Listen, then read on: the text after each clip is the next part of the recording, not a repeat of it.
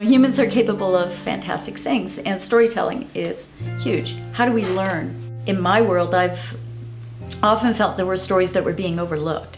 Wait, this is part of how we live here. Nobody's talking about this. This needs to be recorded and shared for future generations.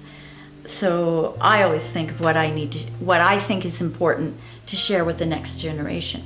My name's Lynn Martel. I'm a writer in the Bow Valley. I write about how our very unique mountain lifestyle and culture is unique and special, and how it reflects this landscape. When you spend time on glaciers and you go through an ice fall, the ice formations are exquisite, and it's the most spectacular, gorgeous landscape, and it's changing all the time. It can change. An ice fall can change from one month to the next, from one day to the next. Over the seasons, things get sculpted, they melt. It's a fascinating landscape, and it's really gorgeous. So for me, they're really cool places to explore. They're fascinating. And how else do we learn about our world than to spend time in it? There's a lot more to glaciers than just scientists studying them. Yeah. And I think globally, that's the predominant view.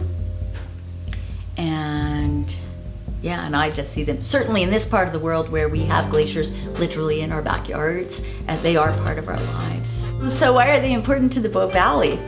Glaciers store our water.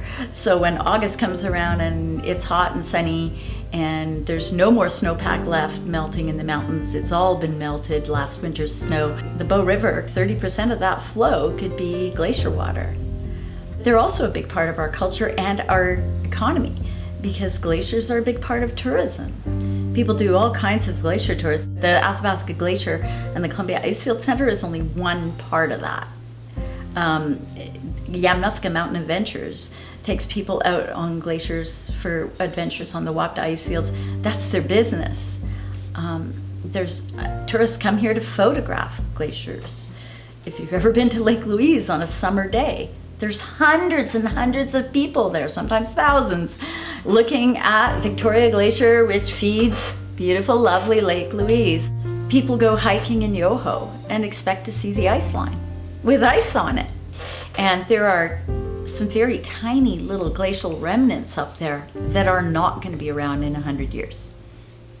Some of them won't be around in 50 years. There's just not enough ice there, and at the rate it's melting, it's just not going to be there.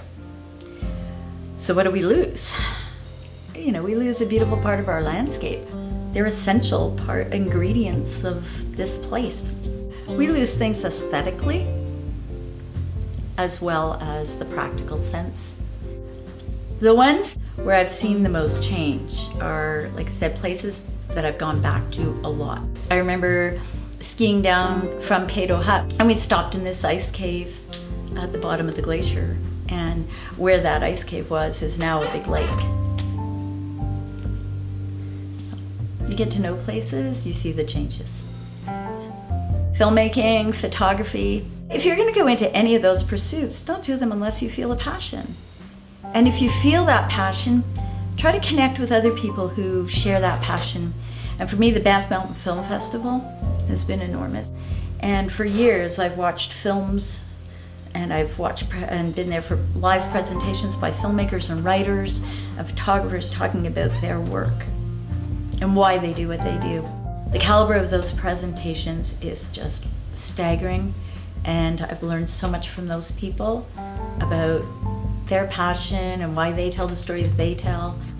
So yeah, if anybody who feels that passion to be involved, get involved with other people and connect and check out what others are doing and get to know people.